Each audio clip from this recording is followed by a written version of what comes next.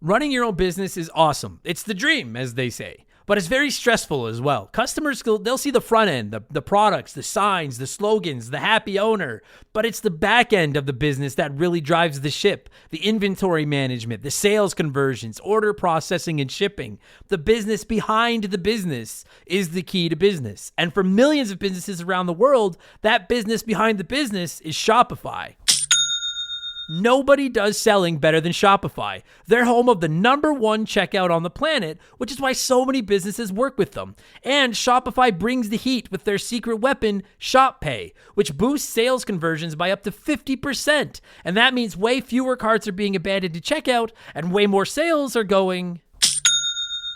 If you want to grow your business, you better be ready to sell anywhere and everywhere your customers are. Scrolling social media, on your website, in your store, and everywhere in between. It's no secret. Businesses that want to grow with Shopify. Upgrade your business and get the same checkout Heinz and Mattel use. Sign up for your $1 per month trial period at shopify.com/RTG, all lowercase. Go to shopify.com/RTG to upgrade your selling today. Shopify.com/RTG.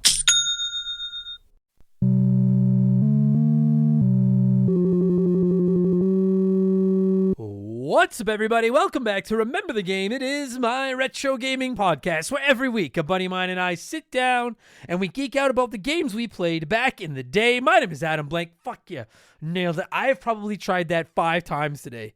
I'm doing this Monday night. I don't know why the fuck I'm struggling with the first 20 words of the show, but that felt good. Finally. It's a wrap. Cut, take, whatever the fuck they say in Hollywood. Oh, take that one. Whew. Thanks for listening to the show. This week, it is episode 283, and we are kicking it old school, as the kids say. So old, in fact, that this is one of the only games we have covered on Remember the Game that's actually older than I am. And I was going to say this is the oldest game we've ever covered, but I think that title will forever belong to the Oregon Trail. I think it will. But we're talking Donkey Kong. Donkey Kong, and not Donkey Kong Konga, not Donkey Kong fucking 64, not even Donkey Kong Country. We're going old. This is the original arcade, Miyamoto making, Nintendo of America saving Donkey Kong arcade game. It came out back in 1981, 2 years before I was puking and pooping and doing all the stuff I do now. And it's one of those games that everyone knows, right? And I really believe that. Maybe you haven't played it. Maybe you don't know every pixel of it or anything, but that first level with the pink construction girders and the barrels and everything, everyone knows this game and knows that level. This game was also the debut of Donkey Kong and, that other guy?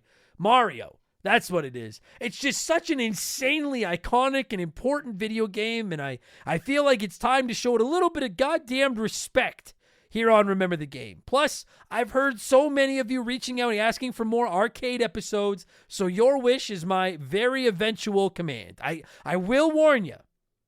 I've only actually played, I've probably played the arcade cabinet of this 15 or 20 times in my life, but growing up, I played the NES port a lot. So that weird level with the conveyor belts and stuff really isn't my specialty. I don't know that level very well at all. And I've played a lot of Donkey Kong. I can talk Donkey Kong. Oh. And I will let you know, if you've never listened to the show before, welcome. And please know that our show is not a history lesson, all right? I'm not gonna get into where the game came from, the way they transformed all those old cabinets into Donkey Kongs and all that. This show is just my nerdy friends and I talking about what we like and hate about games. And there's a lot of this week. We're talking an old game, so I recruited an old guest. He was actually the guy that started the show with me years ago. Shout out to anything gets that bit of a stretch of a reference. It was my buddy Chris. We're both we both have more in common with Cranky Kong these days than we do Donkey Kong or Mario at this point. Shout out to everyone that knows that Cranky Kong is the original Donkey Kong. I know. I said I wouldn't do that. I'm doing that. I know. But please come gather around the lemon tree and listen to a couple of old men blabber on about a very old game. And we'll get to all that in just a minute, because speaking of listening to an old man blabber on, possibly under a lemon tree, it's time for another edition of the Remember the Game infamous intro. Dun, dun, dun, dun, dun, dun, dun. And if you're new to the podcast, welcome aboard. Consider this your warning. Our intros are kind of long. Not a good sell. Our intros are actually longer than your average game of Donkey Kong. Probably is, but they're really easy to skip. You want to skip it, go about 30 minutes up the road, you'll be in a Donkey Kong talk. I recommend hanging around. We're talking video games and stuff. It's a good time. Before I get into that, give me a couple minutes. I gotta do my plugs. Let me keep the bills on, all right? That's how it works. We have all kinds of merch, hoodies, shirts, mugs, posters. You can find it all at rememberthegamepodcast.com. Pretty well anything to do with the show, you can find it at rememberthegamepodcast.com. But our merch is there. It was all designed by my man Joe from 4545 Creative. So much love to Joe. And of course, if you're like, I don't do clothes, I get it. You can always support us on Patreon. And it's a great fucking time to support us on Patreon, because if you haven't seen yet, in February,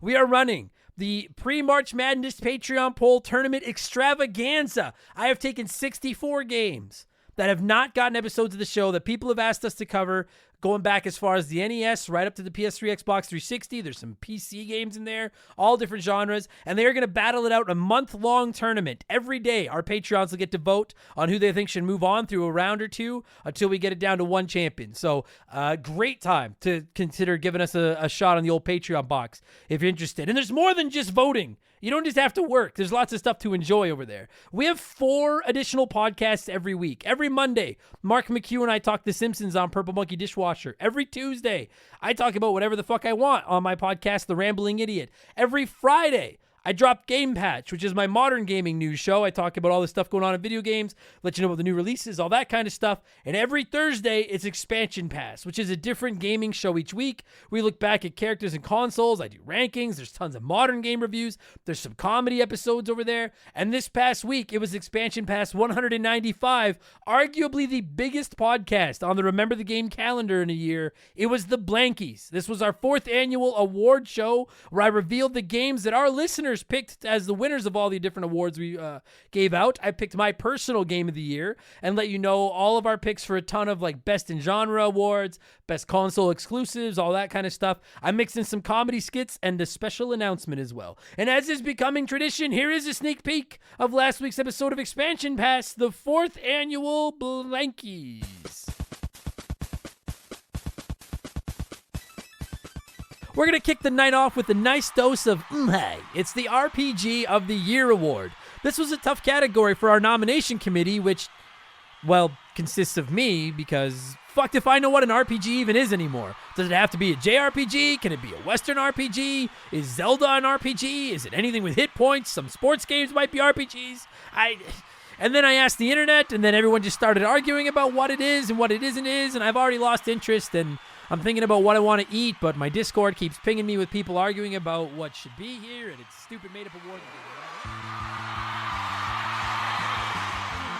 Your finalists for 2023 RPG of the Year are Final Fantasy XVI, Baldur's Gate 3, Super Mario RPG Remake, Sea of Stars, and Starfield. And the winner of the 2023 RPG of the Year, as selected by the Hot Dogs, is... So that's now available in our archives, and this week it's Expansion Pass 196, and it's the final Expansion Pass of the month, which means the topic is up to our Patreons, and as of this recording, I actually don't know.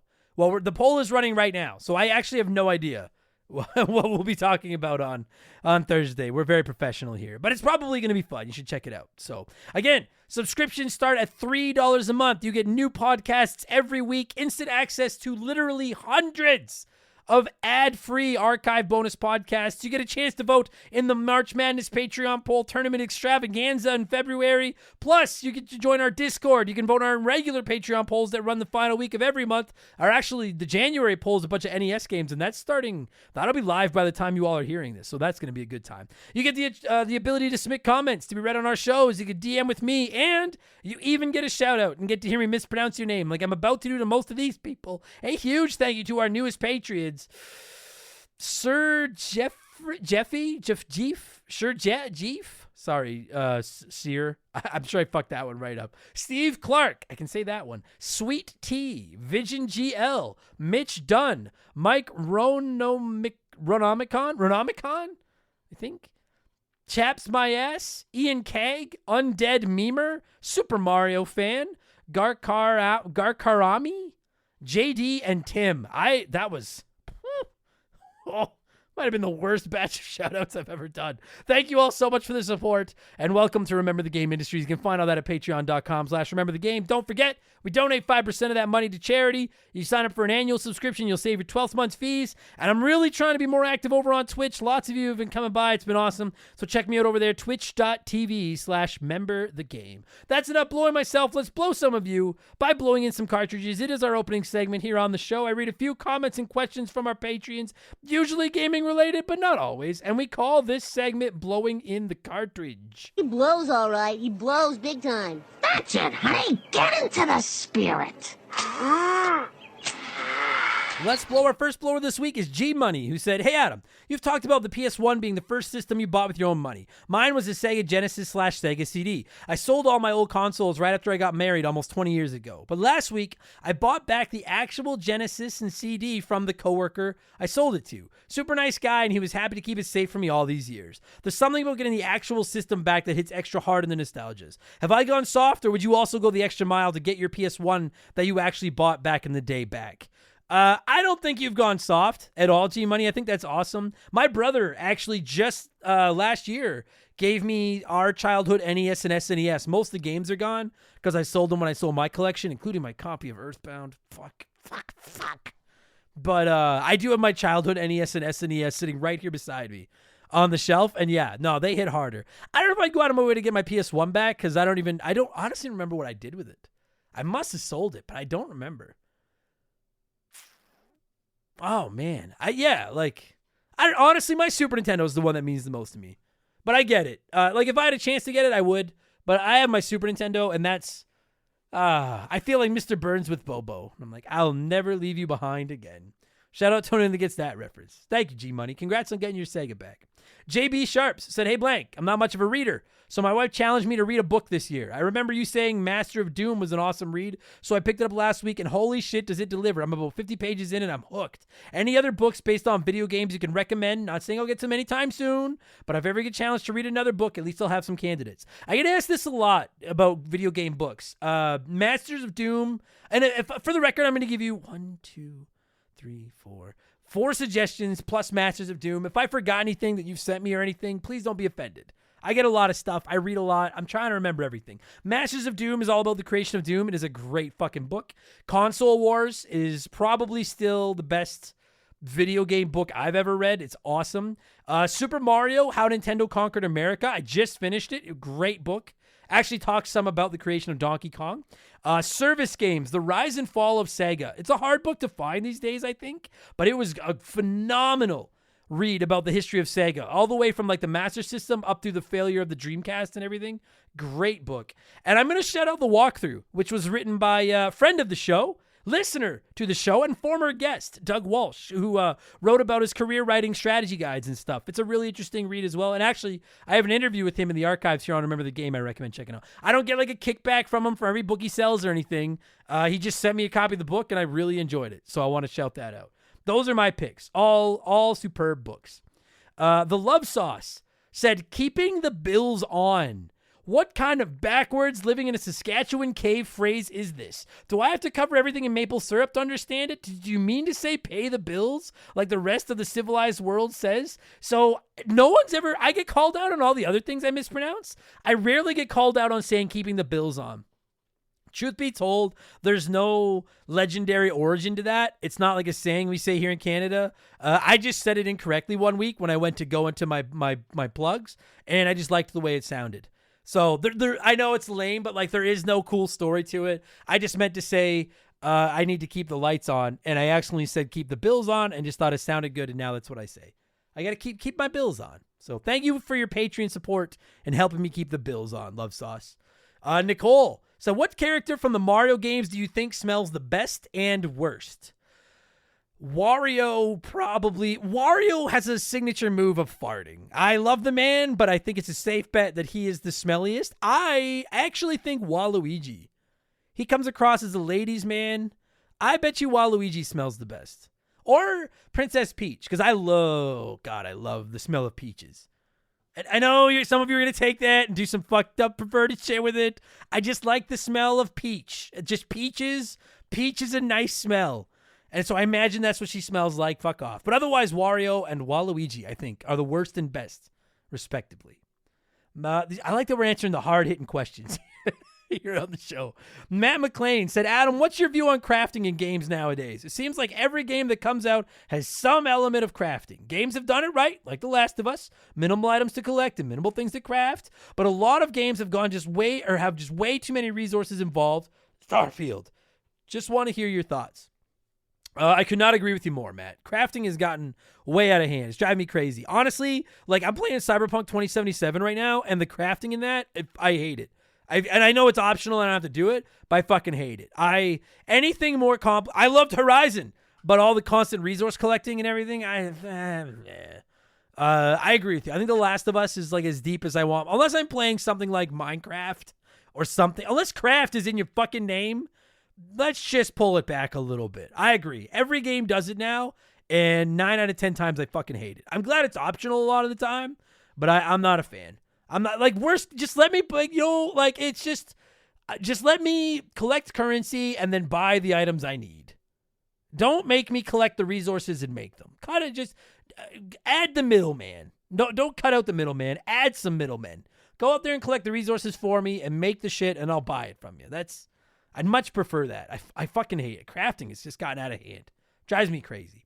It chaps my ass. Speaking of my chapped ass, it chaps my ass. Wrote in and said, hey, Mr. Blank, what co-op games would you recommend to get my wife playing with me? When we first started dating, I busted out Mario Party 2 on the 64 and it nearly ended our relationship as we are both very competitive. Also, that bastard Toad loves passing out stars and fucking people around. Do you and Shaylee play anything together? Also, do you think your relationship could handle a game of Mario Party? Thanks for all the great content you pump out every week. Also, what an awesome community of hot dogs we have, and I'm glad to be a part of it. Thanks from Chaps my ass, excuse me.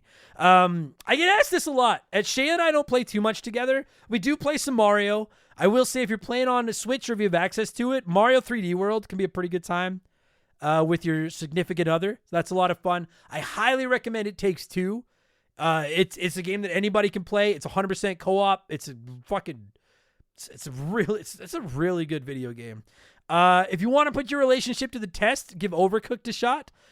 Anyone can learn how to play Overcooked like that, but and you do work together, but that one will cause some fights. That one, Shay and I had to take a break from that one because it was getting a little hairy.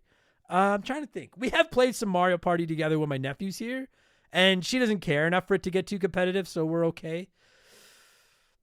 I'll go with those. It Takes Two, absolutely must play. I think Mario 3D World is a really fun co-op game. And then if you want to push the tests or push the limits a little bit, give Overcooked a chance. Just know that Overcooked could get ugly. Overcooked could get ugly. So much fun, though. And finally, before we move on, it's letter time. Kareem the Dream said, hello, Mr. Blank. With Final Fantasy VII Rebirth right around the corner, I'm finally dipping my toes into the Final Fantasy world. I'm currently playing both Final Fantasy VII Original and Remake right now, and I was curious what order you'd recommend first-timers play them in, especially if I'm not super into turn-based RPGs. Is it still worth playing through the original? I have been asked this a lot, and I figured with Rebirth a couple of months away, we should dip our toes back into answering this question.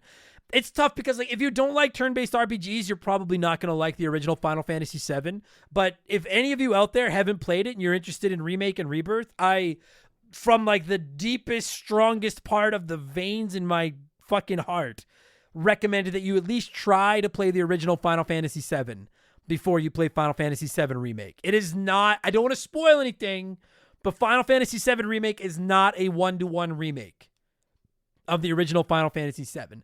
And it will hit exponentially harder if you've played the original. If you want to play the original, you can get it on everything now. Play one of the modern versions where you can cheese it and turn on like no battles and all that kind of stuff to make it easier. But worst case, look up I'm sure there's got to be about 3,000 YouTube videos summing up the events of the original Final Fantasy VII. I really, really don't think you're going to get the full Final Fantasy VII Remake experience if you haven't played or at least know the story of the original Final Fantasy VII, because it is not a one-for-one remake in the least. I don't know what else I could really say about it.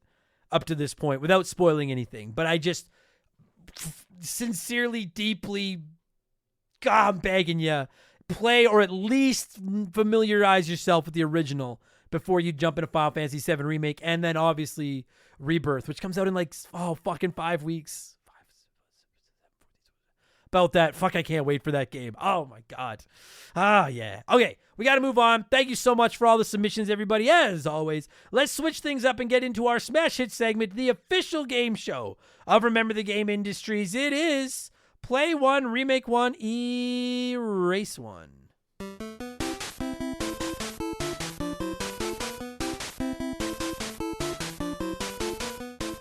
And a huge thank you to Classic Concentration from the NES for unknowingly providing us with the theme music for the show. The rules are simple. Every week I give our listeners 3 retro video games. They can play one as it was released, remake one as a modern game, and the third is erased from time forever. And as always, there are no wrong answers, but there is a right one. We'll get to that in a minute. And this week, since we're talking Donkey Kong, I went with 3 Nintendo arcade cabinets. We have Popeye, Mario Bros, and Donkey Kong Jr. And 38% said they would play Mario Brothers, remake Donkey Kong Jr., and erase Popeye. I have to say, before I get into all the responses, there are no wrong answers, but there is a right one. All of you disrespecting Popeye, I spit on you. Listen, I like Popeye the character, whatever, but that game is a good fucking game, and fuck you.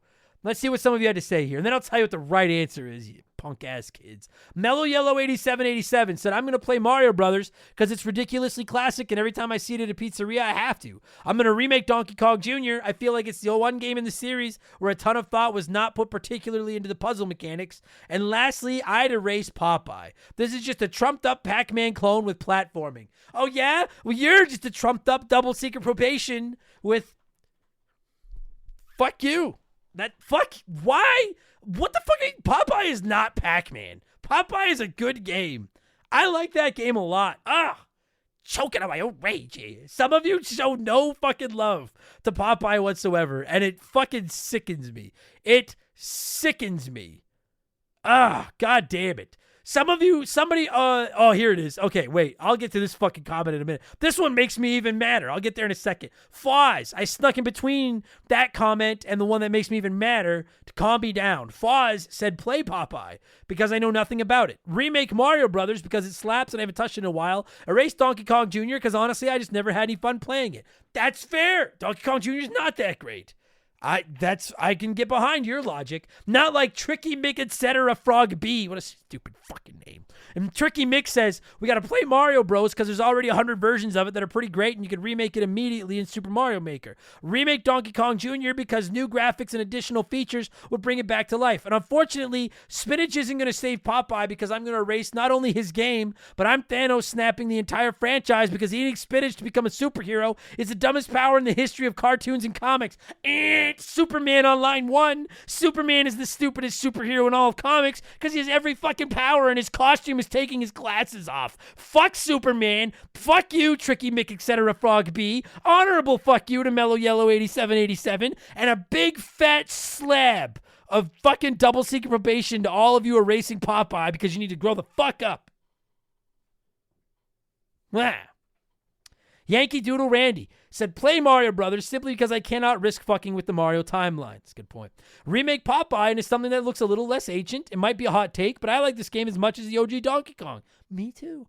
Finally, erase Donkey Kong Jr. It's a decent game, but rules and stuff. Yes, rules. See, Yankee Doodle Randy, you and I, we'll get a beer sometime. I'm on your side. I like you.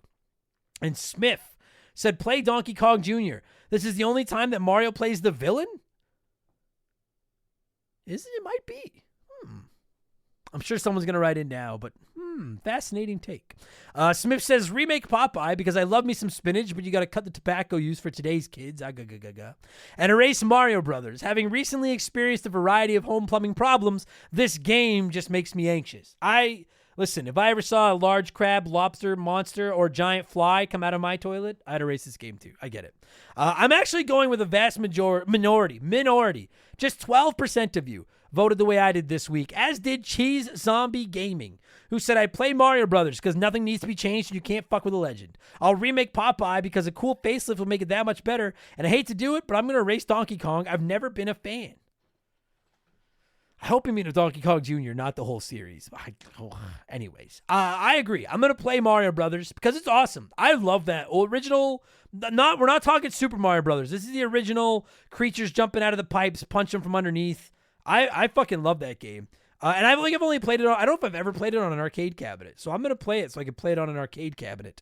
I'm going to remake Popeye because it's a good fucking game. It's an awesome game, and people need to show them some goddamned respect. And I have nothing else to say, but you need to show them some goddamn respect. And I'm going to race Donkey Kong Jr. because I love Donkey Kong. Y'all know that. But as long as I've got the original Donkey Kong arcade game, I really don't need. I have no attachment to Donkey Kong Jr. I can't. I just, not for me. The character's fine. It's just that game, not for me. So anyway, thank you everybody that wrote in and played along with me as always. Let me tell you what I've been playing, and then we'll get into the Donkey Kong talk. I've been away on the holidays, and while I was on my vacation, I brought my Steam Deck, and I was playing Cyberpunk 2077, which I'm still liking. I find it a little bit overwhelming sometimes. There's so much shit on the map and stuff. I don't really know where I want to go, but it's fun to play. And I started playing Have a Nice Death, a roguelike, and it is viciously difficult. But I'm really enjoying it. So those have been my two get away from town games. And now that I'm home again, I'm still playing Donkey Kong Country 3, replaying it for the first time since I was a kid, getting ready for an episode of the show. And I recently started Lufia 2, I think that's how I'm saying it, and Golden Sun for upcoming episodes of the show. I don't even have thoughts yet. I'm pretty new. They seem okay, but I'm pretty new into both of them. So there you go. Okay, here's what's going to happen. I need a drink of water. It's fucking hot in here. I'm going to pause this. We're going to let a sponsor come in, help me keep the bills on. And then when we get back, we'll talk some Donkey Kong. Okay, so we'll be right back after this. This is an ad by BetterHelp. A band once said, "Work sucks, I know." And I think most people agree with them. Workplace stress is now one of the top causes of declining mental health, with 61% of the global workforce experiencing higher than normal levels of stress from their jobs. And while walking away from your job might not be an option, taking a little time every day to focus on yourself and your mental health can make a huge difference. I know in the summer I try to get outside every day, get a little bit of sun, and just enjoy the outdoors. It really helps. At least until my allergies attack, and then it's ugly. It's important to take steps to combat work stress, and therapy can be a huge one. It's not just for overcoming trauma. Therapy can help you define work goals, set some work boundaries, develop coping skills. It's like a cheat code for life. And if you're thinking, man, I'm too busy for therapy, well, look into BetterHelp. They make therapy as convenient as possible. You can meet with one of their over 30,000 therapists online and on your schedule, just like over 5 million people around the world already have done. As the largest online therapy provider in the world, BetterHelp can provide access to mental health professionals with a diverse variety of expertise. Unwind from work with BetterHelp. Our listeners get 10% off their first month at BetterHelp.com/rememberthegame. That's BetterHelp, HELP.com/rememberthegame. We've had some great partners over the years here at Remember the Game, but I don't know if any of them have hit home for me quite like Hometown Hero does. No pun intended. Don't start. It's a transparent, honest cannabis company that helps people and gives back to those that have served their country at the same time. I mean, come on. As soon as I read about these guys, I knew I wanted to work with them. Hometown Hero is a cannabis company out of Austin, Texas, and they were founded back in 2015 by a U.S. veteran. They have two goals: create premium hemp products that can help everyone, and to support veterans by donating a portion of those profits to organizations set up to take care of those who have served. Hometown Hero products are of the highest quality, and everything they offer is made right there in the U.S. of A. Gummies, caramels, chocolates, drink mix. There's something for everyone. And what's more, their hemp is grown locally in Texas, which is something they should and do take a lot of pride in. And they offer certificates of analysis for everything they sell because they want to be clear that their products are as advertised, both in terms of potency and ingredients. No contaminants, you get what you pay for. Just how they conduct business is enough to get my good eyes' attention. But when you circle back to the fact that the company was founded by a veteran and they put such heavy emphasis on supporting veterans, this isn't just lip service. I'm not reading a script I was given here. I'm proud to have Hometown Hero associated with Remember the Game. Reclaim your evening. Visit hometownhero.com and use code RTG to take 20% off your first purchase. That's hometownhero.com, code RTG for 20% off your first purchase. All right, let's get into the old Donkey Kong. As always, I like to let you nerds sound off on the game we're covering before my guest and I hog the microphone. We had a bunch of comments this week, as we always do. So let's see what some of you had to say. That guy is your mom. Said, I remember when I first experienced this game. I was moving my mouse here. I was 6. They didn't say that. That was on me. I remember when I first experienced this game. I was 6 playing Donkey Kong 64, and I ran into this strange box on K. Rool's ship. I started playing this old game, and the hours just flew by. It almost made me forget that I was playing it within another game. Now I'll just get a hankering for Donkey Kong and play it through. Say what you want about Donkey Kong 64, which I love, but it introduced me to this gem. Oh, I will someday. Someday I will fucking say what I want about Donkey Kong 64. And it might be the death of this show. But it did introduce somebody to the original Donkey Kong, so you just bought it a couple of points when I review it someday. Fucking that fucking game. Kagda said the music and sounds of this game were so amazing that to this day I can pick them out instantly. You know what? I think Chris and I bring that up. The sound effects from that first level, or the fucking springs that waka waka waka woo, waka waka waka woo. I could hear that from like a mile away and just be like a dog perping up. Like I heard that. That's Donkey Kong. I agreed. Adam Blank still hasn't reviewed Mario Galaxy. Said there are people. So okay, before I read your comment, I always tell guys. I always say if a comment genuinely makes me laugh, you're probably gonna get on the show. Because I only read half a dozen comments in each section. I read maybe 20 a week on one of my other shows, and I get 80, 90, 100 sometimes. If a comment genuinely makes me laugh, you're probably getting on the show. This made me laugh. Adam Blank still hasn't reviewed Mario Galaxy. He said, there are people who say Mortal Kombat on Sega Genesis is the best video game ever, but I disagree. It's a very good game, but I think Donkey Kong is the best game ever. Who the fuck says Mortal Kombat on the Sega Genesis is the best game ever? I don't know if you were serious or not, but well done. Well done. You got Circle gets the square. You got on my show. Philly D said the original Donkey Kong is before my time, so I don't personally have much to say about it, other than it's definitely a fun game to play. But this is my dad's all-time favorite, and I love seeing how excited he gets when he stumbles upon a Donkey Kong cabinet somewhere. This man will drop any and all priorities just to get a couple games of Donkey Kong in if the opportunity presents itself. Mwah. That was me kissing your dad on the cheek. Your dad's got some taste, Philly D. And Flinny, voice crack, Flinny, and Flinny123 said something, Billy Mitchell, something. I've actually never played the original Donkey Kong, but man, did I learn a lot through the King of Kong controversy. Curious to see your thoughts on the game and get another perspective from someone who I respect in the gaming world. Well, Billy Mitchell can suck my ass, and that guy doesn't deserve any of his records back, and fuck him. And if you don't know who I'm talking about, watch King of Kong. I think we talked about it a little bit on this episode, but watch King of Kong. Fuck Billy Mitchell. But when you said you want to hear it from a perspective of someone you respect in the gaming world, I assume you mean my guest, Chris. And it's time to hear from him. You know what? I'm not going to cue up some music yet because there's not a ton of music. I'm just going to say when the music stops, Chris and I are going to talk about the original arcade Donkey Kong that released in North America in arcades on July 31st, 1981. Enjoy the podcast, everybody. Here's a little bit of music. Let's go.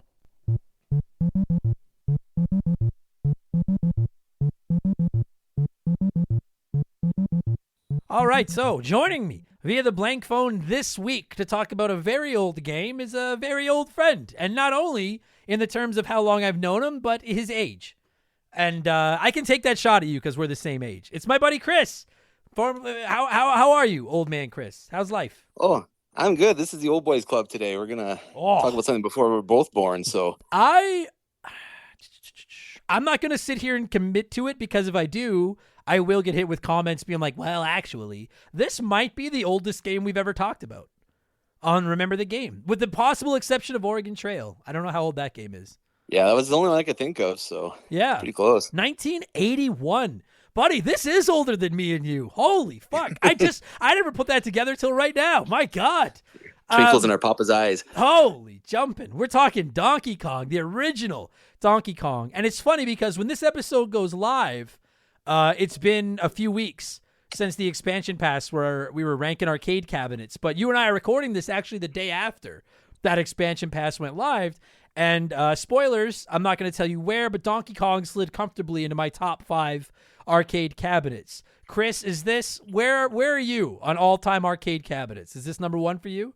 Oh, this is number 1 by far, man. I love this cabinet. I love this game. Now, yeah, that's what They're both beautiful. Agreed, 100% agreed. But that's what I was gonna ask you. Like, like the cabinet. The cabinet's gorgeous. I could honestly do an entire podcast just talking about cabinet artwork. Like, I love the way this cabinet looks. But more so than the cabinet, I'm looking at that main screen, the first level right now with like the pink construction girders where he's climbing up the ladders, and like that might not be the most iconic screen in video games, but it's got to be top 5. Like, everybody knows that screen.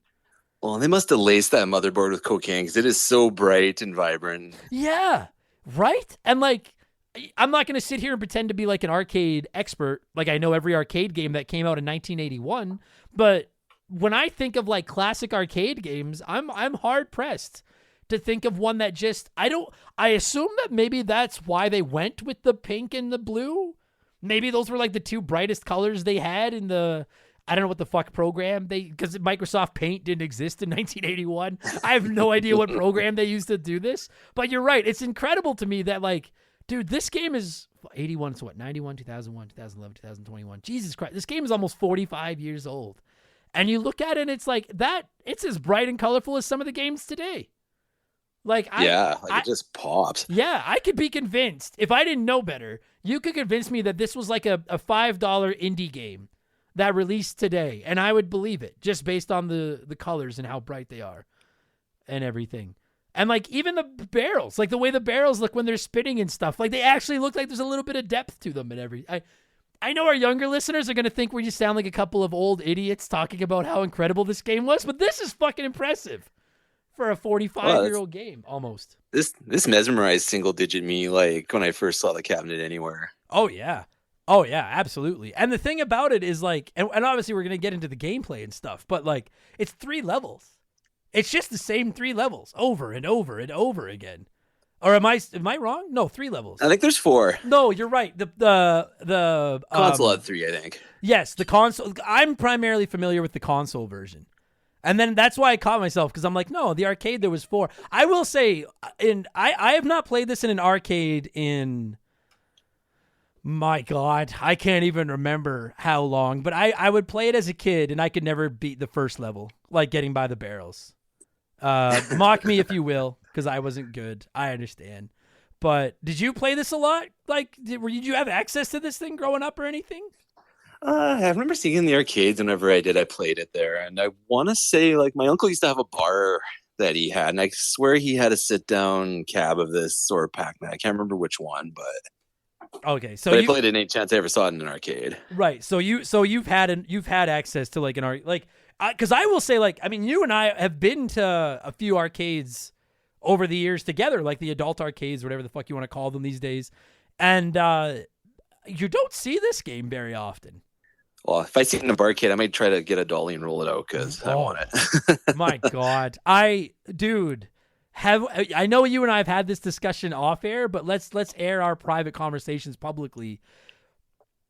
What in the holy fuck is stopping Nintendo and Arcade 1-Up from a deal? It's got to be Nintendo's asking price, doesn't it? I would think so. Maybe there's just a quality thing there too. They don't think Arcade 1-Up can match, but I cannot think of like, because like, but even then, like, even if Nintendo is like, well, no, we don't think that you can do that. Because listen, everybody listening to the show knows how Nintendo is when it comes to protecting their IPs and everything. Everybody fucking knows that, right? But like, if you're not gonna re-release this, then how are you not giving it to somebody else? Like, they could charge $1,000. Some of you will mock me for that, I understand. But they could charge $1,000 for a Donkey Kong arcade cabinet. Arcade 1-Up could. I don't even think they'd have to pack any games in with it either. Agreed. I mean, like, I would assume they would put like Donkey Kong Jr., Donkey Kong 3 in there. But they could just sell the original, and people like me and you would fucking line up to buy this. I'll just call my shot right now. Is there an arcade game out there that doesn't have an arcade 1-Up cabinet that needs one more than Donkey Kong? Like, nothing that mainstream anyways. No. Like, I'm sure there's always. I just don't.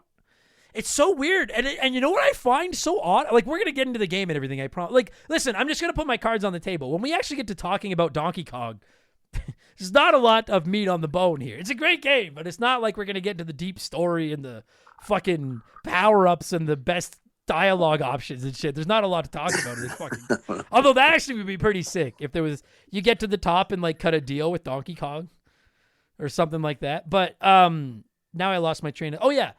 For a company that likes to resell their old games to us as much as Nintendo does, it just really boggles my mind that they've never tried to resell us this. I don't get it. Like, because there's a good collection of arcade games from this era, too. Like, between this, Popeye, DK Jr., Mario Brothers.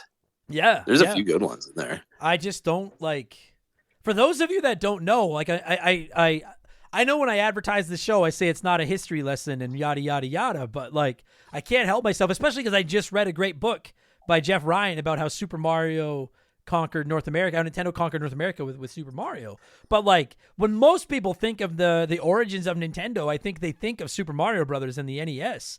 But Donkey Kong was their first major, like, this is patient zero. Like, this is... I think of the Master System, but that's neither here nor there. You fucking... This is why you lost the Sega Genesis draft.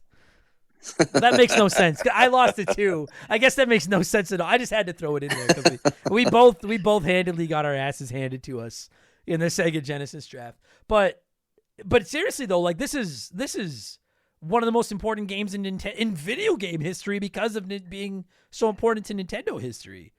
And they just don't even, like, acknowledge it. Like it's their 1A, 1B characters, right? Kong and Mario both. So. Yeah.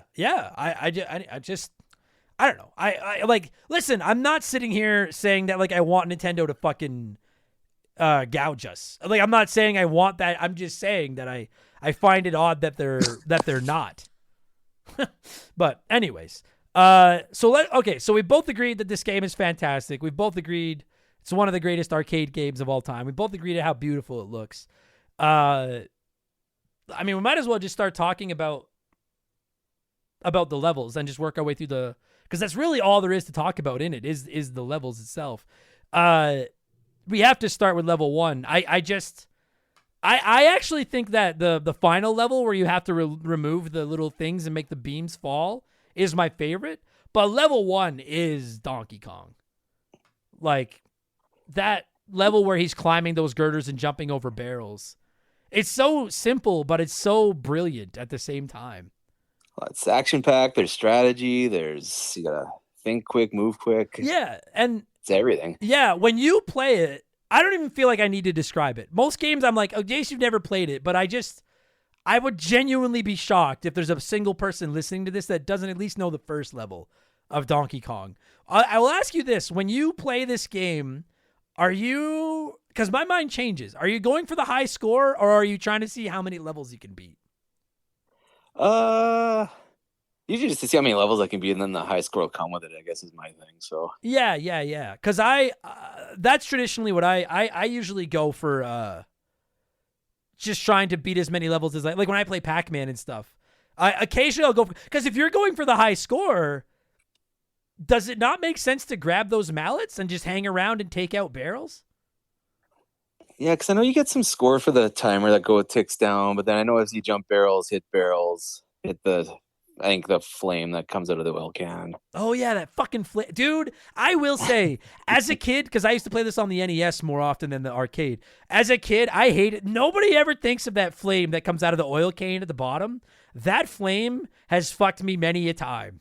Because if you stand around with your thumb up your ass for too long waiting for the right opportunity to go, that flame sneaks up on you and it just takes a big bite out of your ass. I hate that. Oh, yeah. He's just on the third beam. It's like, oh, this isn't so bad. And there he is. Yeah. Glory coming in. Well, and it's like, because again, like I understand it's I say this a lot, but it's beautiful in its simplicity, and I understand that. But like when you're climbing up, those barrels are coming down. I don't know about you. Maybe I'm just not very good. But sometimes I seem to run into situations where I just can't get past. Like I get a combination of barrels that are just back to back, or they're like sometimes I just find that I get stuck and I'm just waiting and waiting and waiting, and the opportunity to go again. Maybe I'm just not very good, but it just never seems to present itself. Oh yeah, it's like, well, the flame's coming. I'll just hop up this ladder. No, the barrel's coming down the ladder. I'm coming up. I got to go ahead, and there's the third barrel coming. Yeah. Your And bad luck's stuck. And I'll tell you, kids today can talk about how scary games like Silent Hill and Outlast and those types of games are. You don't know fear, my friends, until you've climbed up a ladder and you see a barrel coming and you know you can't get to the top in time to jump over the barrel. So you're just sitting on that barrel praying to fuck, or sitting on that ladder praying to fuck that barrel rolls right past and doesn't come down. This is your Silent Hill, Dark Souls, everything else game. Yeah, exactly. Like, it's just, and it's just such a crushing feeling. Like, because we've all been there, right? Like, you climb up a ladder, and like, I don't know about you, I never use the broken ladders, or very rarely, because they're only really good for dodging, I guess, groups of barrels.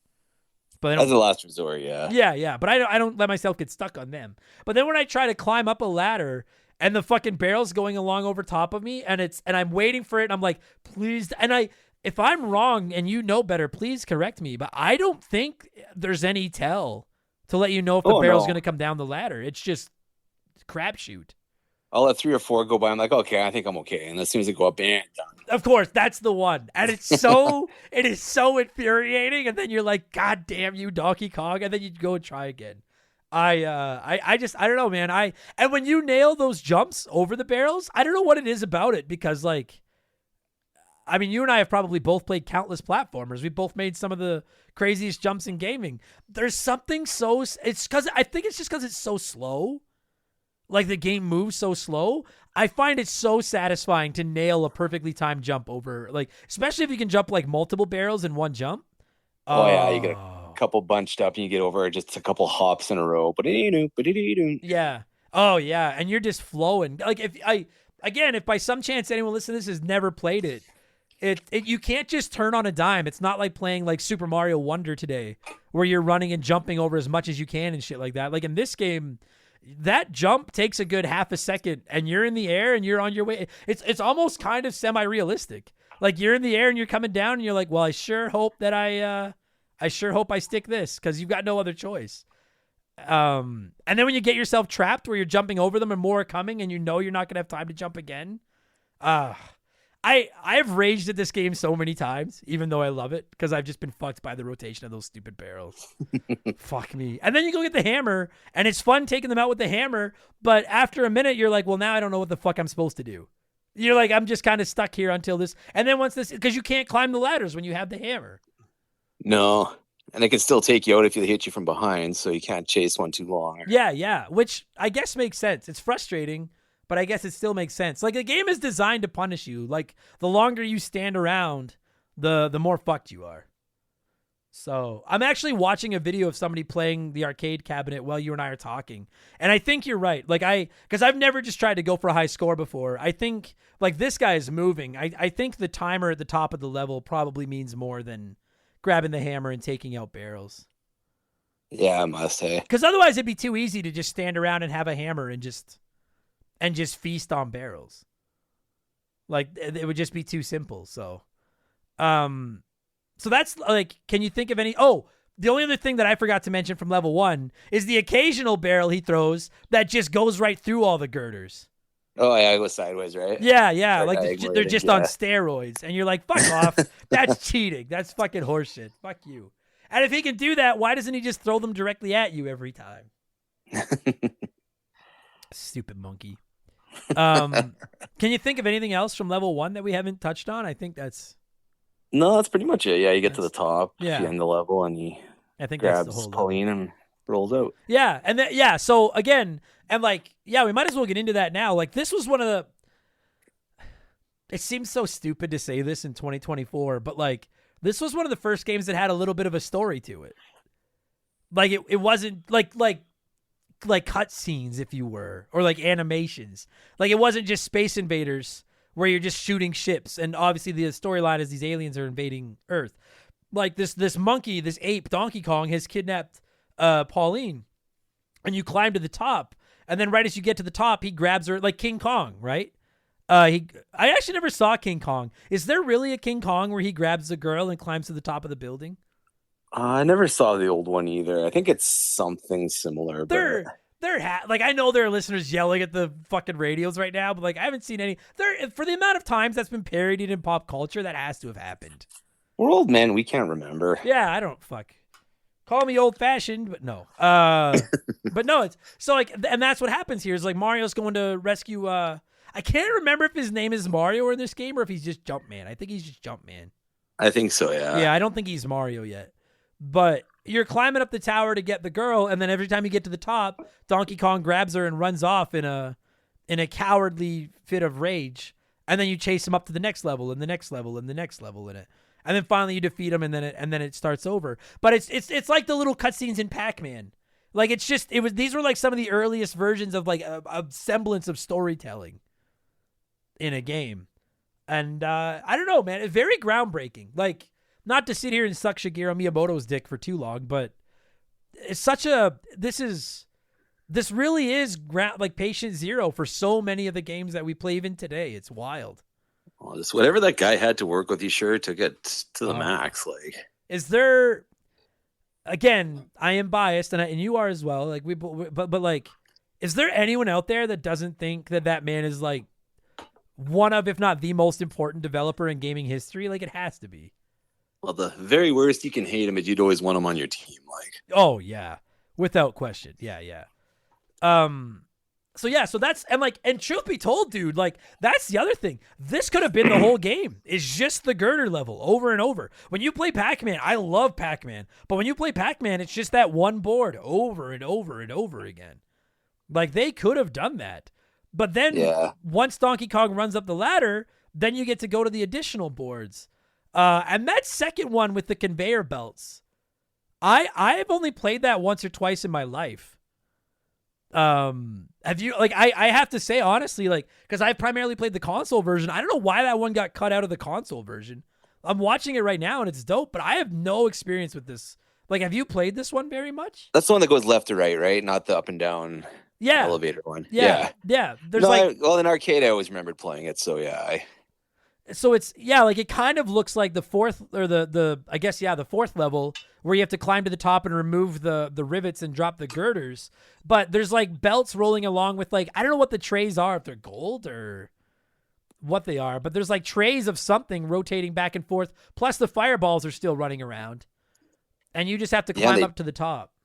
They changed direction on you too, which is kind of crazy. Yeah, and the ladders compress.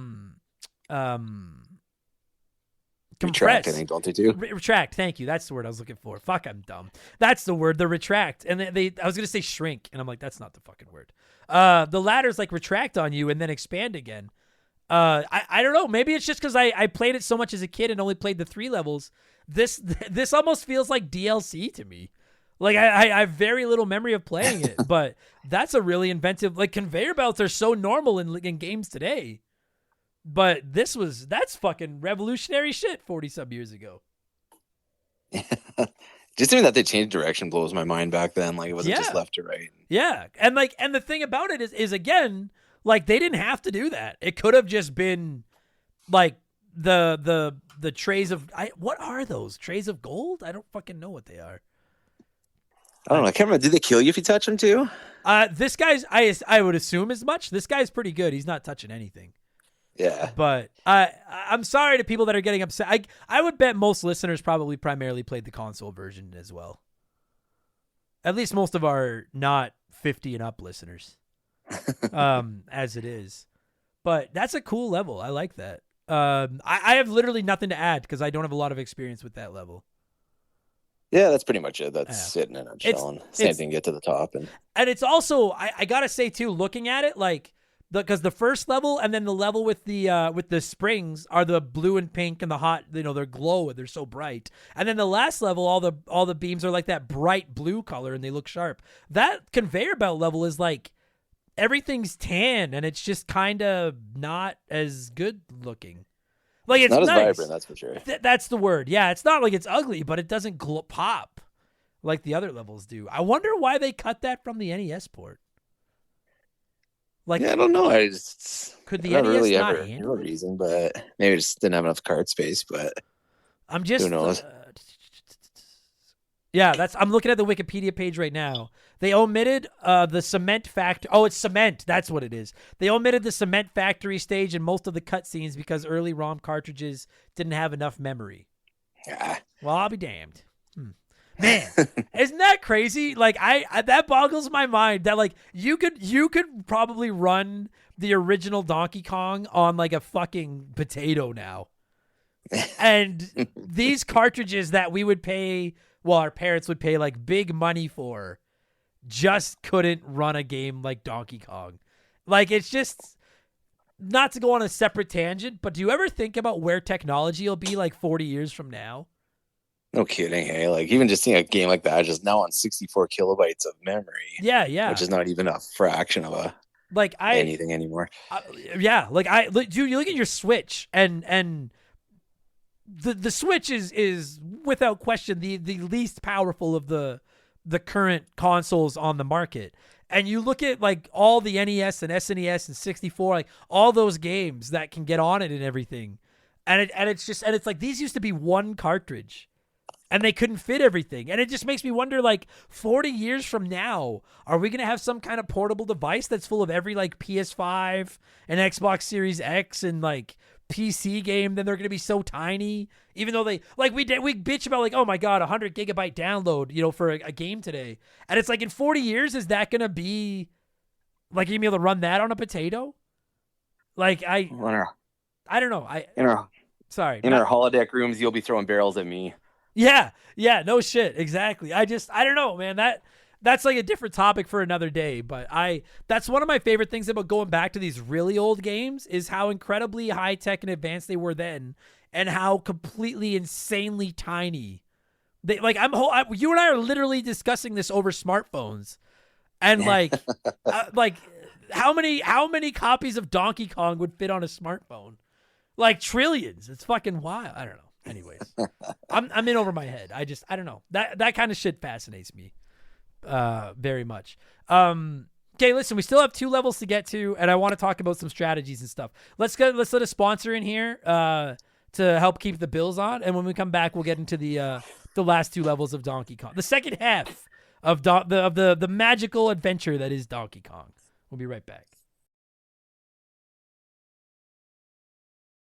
Yeah, like my wife's seen Donkey Kong. I just don't think I look that much like an ape, do I? That's our way to come back from the break. That was glorious. I like that. I see a little Donkey Kong in you. His arms, his arms aren't as big as yours, but I see a little Donkey Kong in you.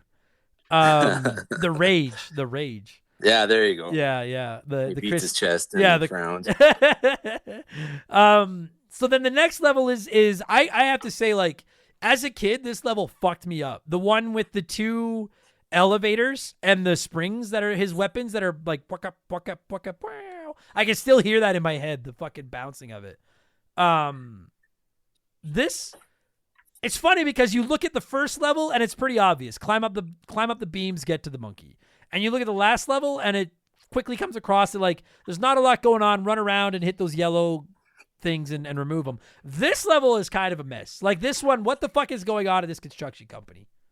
Oh, this one still hands me my ass for a few different reasons. Those springs are going off like crazy. And then my only criticism of this whole game is that for as much as Mario jumps in the future, in this game, you cannot jump anywhere. You're dead. No, you fall, you're dead. I will say that I actually think in the original Donkey Kong, at least Mario jumps somewhat in a physics sense, somewhat to how I would expect a man of his proportions to jump. It looks like a man trying to jump over a puddle on the sidewalk. Like he gets no air. And God, I do to this moment, Chris, I cannot tell you how far you can fall until you die. I just know that it's not very far. Well, it's like an offside in soccer. I'll never get it. Yeah. Oh, fuck. Don't even fucking get me started. Fucking soccer. Now you're going to get all the fucking soccer fans in here. And they're going to be mad that we called it soccer. And they're going to be like, you don't know what an offside is. And be like, no, I don't.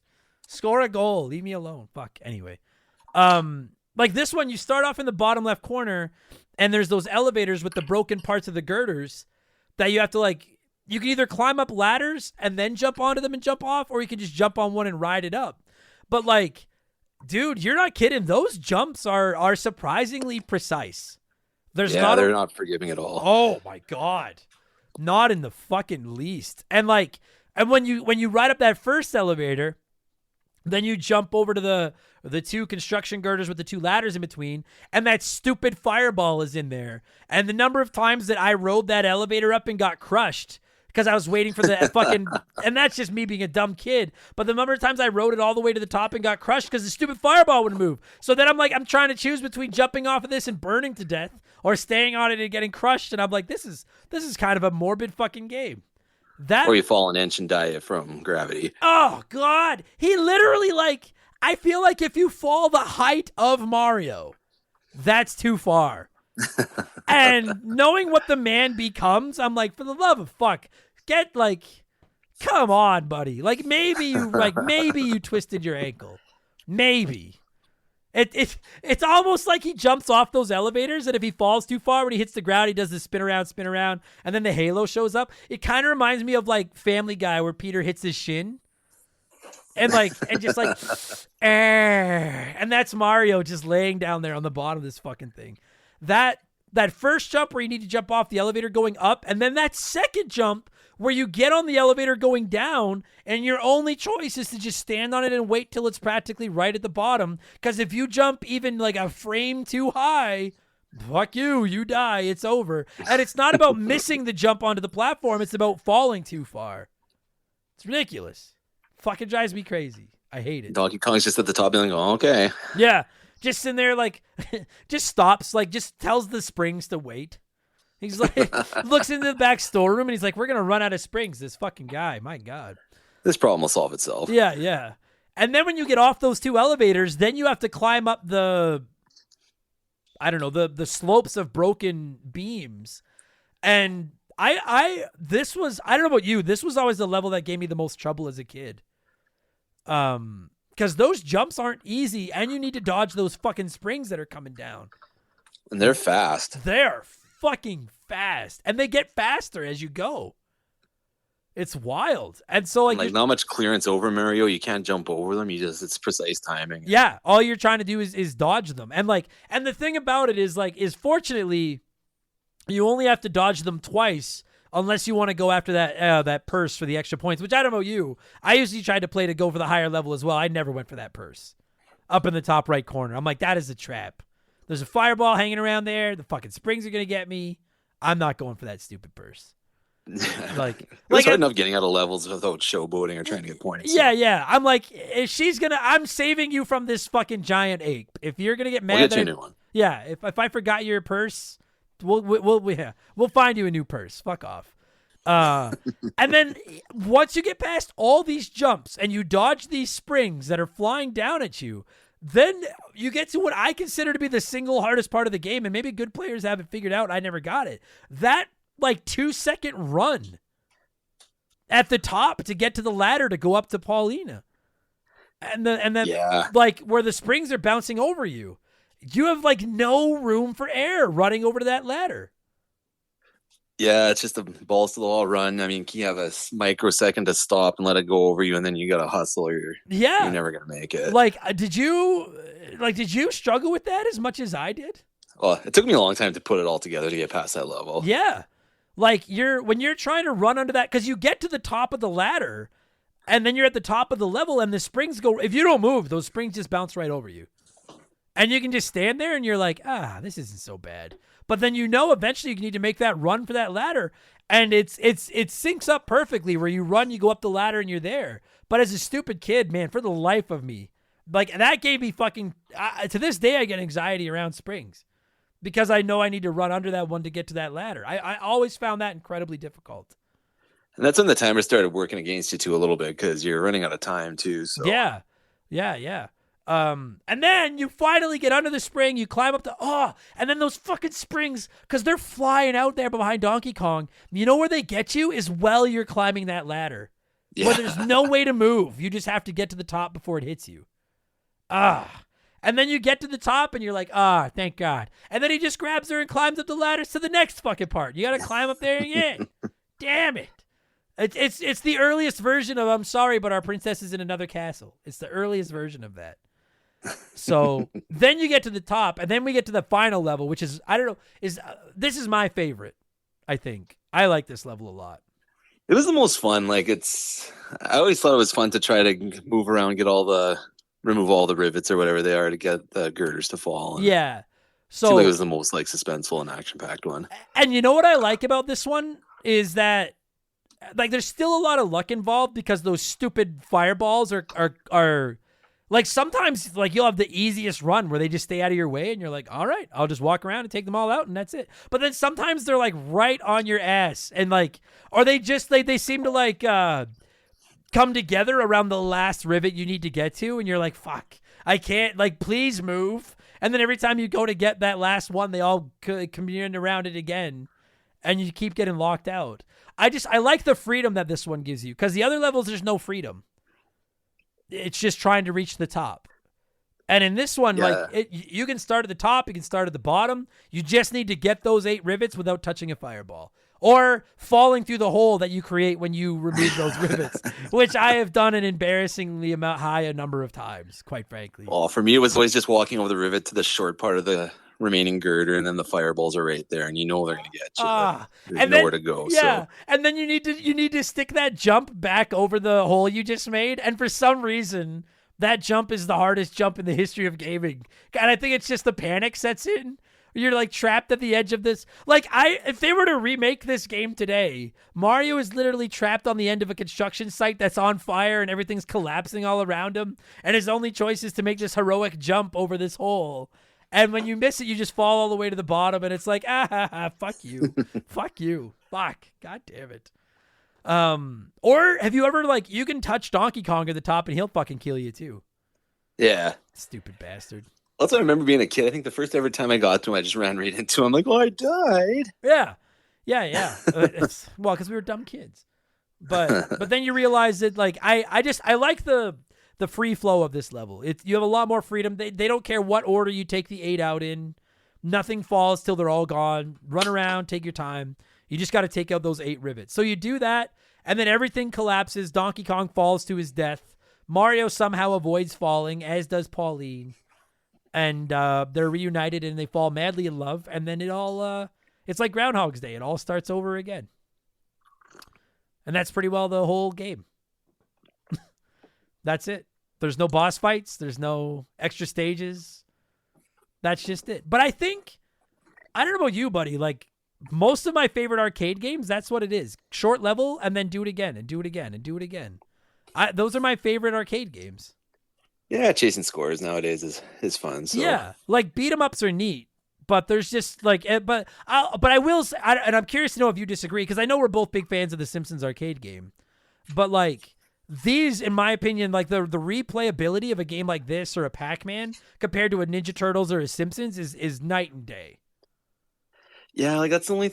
I've wanted a Simpsons arcade one-up for ages, and that's the only thing that stops you from getting it. Is you beat it in a half an hour, and then what? Like it's more or less just a decorative piece at that point. So same with me with the Turtles one, and we're not throwing shade at anyone out there that's bought a Simpsons or a Turtles arcade one-up. They're fucking sick. I would love a Turtles one-up. But I'm like, I'll beat it once or twice, and then I'm like, once every year, maybe I fire it up and beat it again. Whereas like my Miss Pac-Man cabinet, I can always go for a better high score. Especially unlike the NES ports, these ones actually save your high score. Do they upload your high scores anywhere? Yeah. There's like an online leaderboard and stuff. Yeah, which is fucking sick too. So I don't know, man. Maybe it's simple things for a simple mind, but I will always love these single screen, rinse it and repeat, do it over and over and over again. High score games. These are always gonna be my favorites. And you mentioned Popeye. I know how big a Popeye fan you are. What is it with? Because I can't imagine Popeye ever gets an episode of this show. Like I've played Popeye on the NES. I've never played an arcade cabinet version. But like, do you like it better than Donkey Kong? I don't think I like it better, but it was just a fun arcade game, and it had that same graphic pop that this one had too. Just the cabinet had beautiful art. The screen was just so bright and colorful, and it was a fun game actually. I like Popeye. Yeah, there should be more Popeye in 2024. I'm Team Popeye. Yeah, he's good shit. I like that game too. Did you before we just move on to a couple other questions and I start to wrap this up? Like I'm trying to think. I genuinely I can't think of anything else. Like we've covered all the levels. We've covered the basic story. Billy Mitchell is a fucking idiot. But there's another thing. Like, look at all the just the pursuit of high score in this game has spawned entertainment. Like, oh yeah, yeah. What a journey that's been. Have you ever seen The King of Kongs? Yeah, it's fucking awesome, eh? Yeah, no, that was a great documentary. I love that. Yeah, if you're listening to this and you've never seen The King of Kong, look it up. It's just about a couple of guys battling it out to try to get the world high score on Donkey Kong. And the only problem is that it involves that fucking sleazebag piece of shit Billy Mitchell. But I hate that guy. I hate that fucking cheating bastard. I don't know. Like, are you like he like? Anyway, it doesn't matter. I fucking hate that guy. But where did I want to go with this? Did you ever play Donkey Kong Jr. or Donkey Kong 3? I played Donkey Kong Jr. and liked it. It wasn't quite as good as Kong, but it was its own kind of fun too, though. I like jumping from vine to vine. And yeah, and you know what I liked about Donkey Kong Jr. was that it is like a sequel. Like Mario catches, or Jumpman or whatever the fuck, catches the original Donkey Kong, and now the roles are reversed, and now it's up to Donkey Kong Jr. to get up there and save his dad from Mario or Jumpman. And I just love how the final level of that is it's kind of the reverse of the girders. You're pushing the keys up to the locks to unlock Kong at the end. Yeah, I thought that was actually like I don't know what it is about it. Like I've played it, I haven't played a ton of it. I always found it much more difficult than the original Donkey Kong. I don't know if that was just lack of reps or what, but it was just the same jump problems. If you fell, you died. Yeah, maybe and that's there's a lot all more it is. jumping in that, so or yeah. platforming, maybe, I don't know. Yeah, maybe you're right. Maybe that's all it is. And then I have to say, I remember playing Donkey Kong 3 like maybe once. Like I really don't know it very well. Yeah, me either. No? Okay. All right, that makes me feel better then. How about Donkey Kong Jr. Math? Oh, fuck. Why do they insist on... You got to fucking do that to me, hey? Like, we've had a fun episode. What the fuck? What's your problem? Why do they have to force education into these games? Well, we were master systeming. You guys were learning. Oh, fuck. Don't even. You guys there must have been some fucking educational game on the Master System. No, man. Alex Kidd didn't go missing, and Sonic wasn't doing math. He was running. Well, I'm willing to bet you that the executives at Sega were like, we should make some educational games, and they were like, our players are too dumb, sir. We probably should have did some math before the Saturn, but... Yeah. Oh, swish. I fucking hate those guys. The less said about those fucking educational games, the better. I fucking hate those goddamn things. At the end of the day, good and bad, they all spin off from the original Donkey Kong. And let me just say, like the Donkey Kong Country games, particularly the SNES trilogy, some of my absolute favorite video games of all time.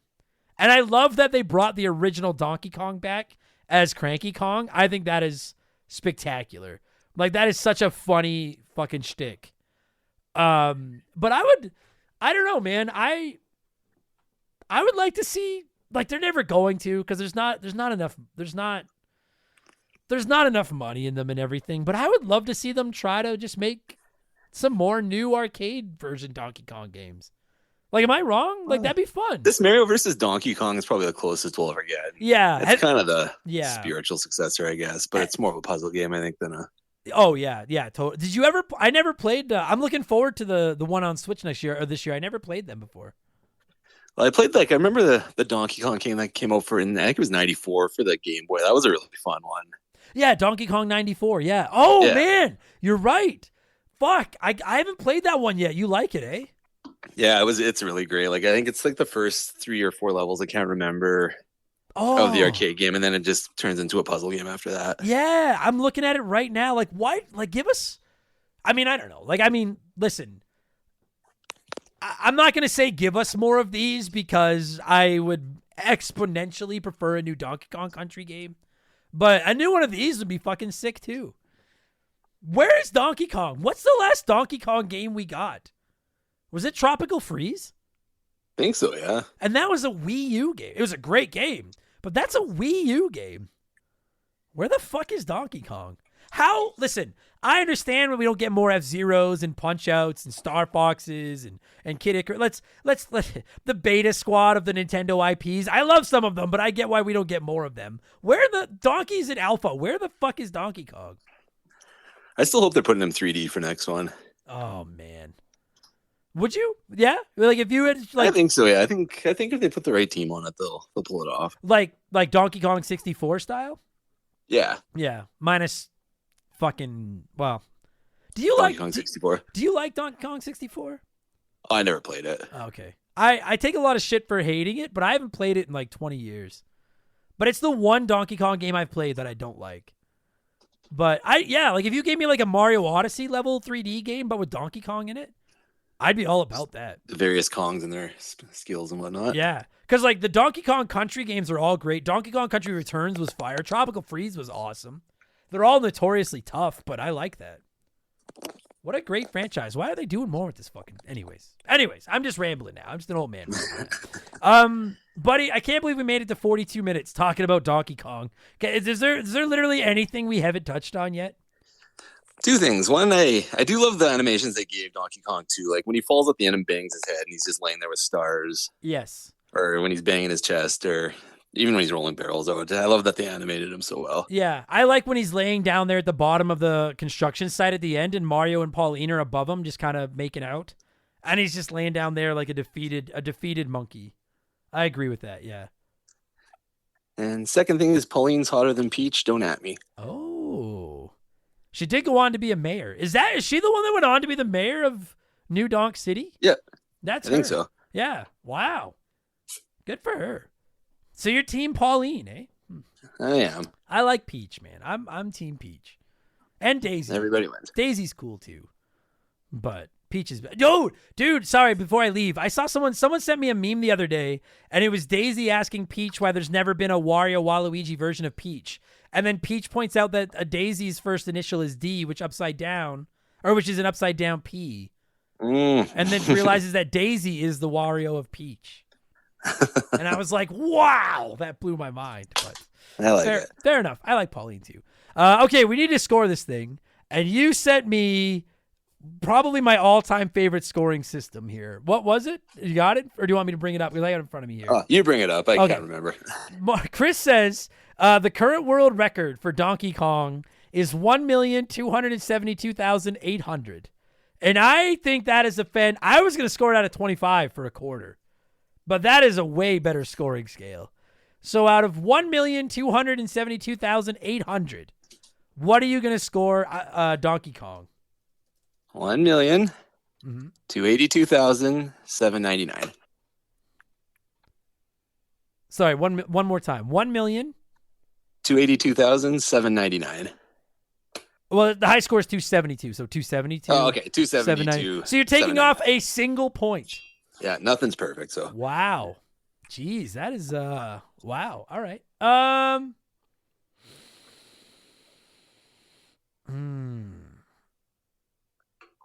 don't know what to fucking give it. And for the record, if the high score is wrong, don't bother writing in and correcting us because it's not like we're gonna re-record the episode to fucking change it. I don't care. It's just a stupid scoring scale that doesn't mean anything. I'll give it 1,200,069. Nice. Yeah. I don't know, man. It's an all-time classic. It is one of the most perfect video games of all time. It's just fun. It's just pure fun. It's just pure fun. Anyone can play it. Most people will suck at it, as I will. But it's one of the greatest arcade cabinets of all time. In fact, if you're taking beat 'em ups aside, the only high score arcade cabinets I put ahead of it are the Pac-Mans. And I just think the Pac-Mans are more accessible to Joe Blow than Donkey Kong is. Well, the fact that these would be near insta buys for an arcade 1-up that says something too. So yeah, man, what I wouldn't give for a fucking Donkey Kong. Do you think we ever get it? Let's end on that. It's sitting next to the Mother 3 North American version. Oh God. What do you think is more likely, a Donkey Kong arcade one-up cabinet or a Mother 3 North America release? Oh man, there you go. Hey, yeah. I think the arcade is more likely.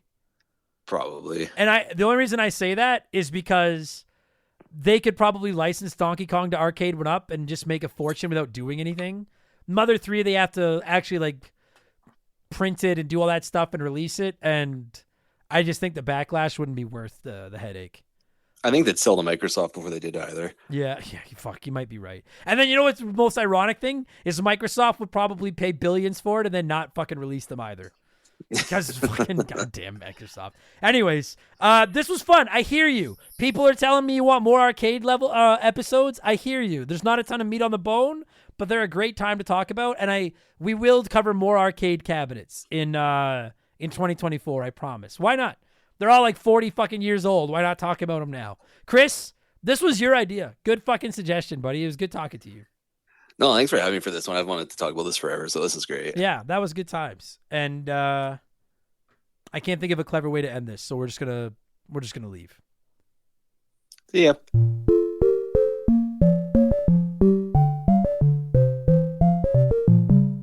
That is going to do it for this week's episode. Chris, thank you so much for giving me a call and talking some Donkey Kong. And you guys don't know, like, we didn't do that over cell phones. We did that on the old rotary, like, turn the one number, like we went old school. And we organized that over fax. We thought we're talking an old game. We're old. Let's go all in on the old. But Chris, thank you so much for giving me a call and talking some Donkey Kong. And to all of you listening to this, whether this was your first Remember the Game, your 283rd, or whatever fucking number in between, thank you so much for the support. I appreciate it. I know there's a lot of podcasts out there and that you took a chance on this one. Well, that warms my heart. If you want more of these, I'm telling you, there's never been a better time. Patreon.com/rememberthegame. Subscriptions start at $3 for the whole month. $3 get you 2 additional shows every week, plus hundreds of bonus podcasts in the archives waiting for you. $5 a month gets you 4 additional shows a week, and even more hundreds of bonus episodes waiting for you. Plus, you get DM with me. You get comments to be read on the show. You get a shout out, and you get to vote in our polls. Our January Patreon poll, it's 8 NES games, and we're whittling it down to 1 that'll get an episode of the show. That is live right now for patrons to vote on. And February 1st through February 29th, it is our 2024 pre-March Madness Patreon poll tournament extravaganza, where we have 64 games that people want episodes of this show for, battling it out in a tournament. Every day our Patreons will vote a game or 2 through till we get down to 2 in the finals, and then the winner gets an episode. It's going to be awesome. So patreon.com/rememberthegame if you want to partake in those. I'm on Twitch quite a bit these days, twitch.tv/rememberthegame. Come by, see my dumb face. I'd really appreciate that. I have a P.O. box. I have merchandise. You can find all that at rememberthegamepodcast.com. That's enough. I don't feel like doing any more plugs. I am going to do some shout-outs because I'm contractually obligated to do so, and then I'm going to get the fuck out of here. I hope you all enjoyed that. Thanks for listening, and we'll be back next week with Remember the Game 284, which, assuming the recording that we have lined up for this weekend works out, which it hopefully does, we're actually talking more Donkey Kong. It wasn't intended, but it's going to work out nice. The long-awaited Donkey Kong Country 3 Dixie Kong's Double Trouble episode is coming up next week, assuming that lines up. All right. Thanks for listening, everybody. Talk to you on the next one. Oh, leave us a good review.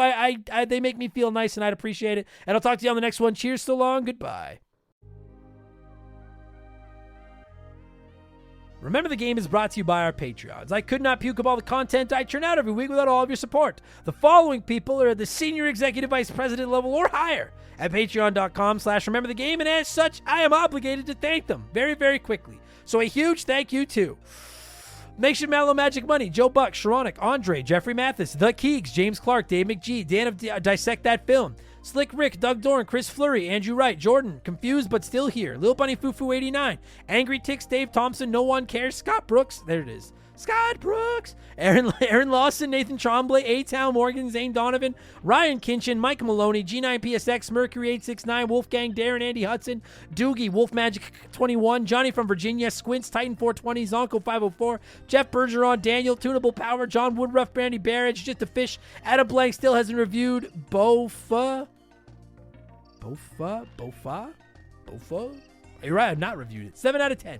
Holmes, Zach Shepard. Now I have Holmes, Zach Shepard, Ballsack, Teabagger, Frosty Feet 492, Triple Chugger 22, Elijah Burns, It's That Nerd James, Madame Nutsich, DBXJ, Jameer Williams, Steve Dalk, Mizuru, Juris, Dr. Mario, Tyler, Phil Lencher, Joe the Sandman, Eric James, Nick Amos, Mega Mav, Thomas Childs, Biddy, Laces Out Dan, Beaver Boy, Thomas Smith, Nicola, Leroy Westrich, Rush's Dog Walker, Stud Still Smash, Matt Babanu, Gabe, Dan Fusselman, Fuzzy99, Decoy Man, a dude named Adam, Wyatt the Surgeon who's not a surgeon, Rowe, Blaine the Hoagie Man, Scary Terry, Storm Beagle, Archangel Otaku, Earl, Hagel Waffle, High Plains Drifter, Kach, Jimothy, Chris Williams, Oroku Saki's Gardener, Nicole, Cody Richardson, General Fury, Them Boys on the Roof. I cancel my Netflix to afford this shout out. Max Legroom, James Juan Francesco, John of the Adult Children Podcast, Franklin Badge, Drugs of Bad, MK, Sam Carpenter, Donnie the Dude, Walter, Nerdy Hybrid, The Fletchman, Colin Bollinger, Sleeper Hit, Squeak Nuts, Isaias, Timmy the Exuberant Turtle, Wimp 15, Christian Gabriel, Maverick Marty, Radioactive Man, Musty Beetle, Graham Kennedy, John M. Watkins, Timothy Sabrinsky, Beef Dingleberry, Hitchy Poo, Chevy Boy 9211, Burt Macklin, Quiet Place Queen, Cam Nelly 23, Christopher Britt, Zamatos, Big the Cat, X Maverick X, Bobby Litton, Brandon DeZeba, Kia Pup, Wumbo Wombat Wang, AB Killen, Works for Me, Alexander Camps, Neil Cooper, Tom Houlihan, Ted Explosion, Ryan Perry, Alex R, Lucas Valadez, Ichi Nutsuru, Mr. Papa Giorgio, Just Car Prank, Solomon Soto, Rated Excellent, Darth Skywalter, Postman, Tazelhoft, WestJed, Nick Creature, Youngster TK, Adam Martinet, The Big Deal, Kevin Monroe, Can't Destroy Her, This MF, my voice is cracking a lot.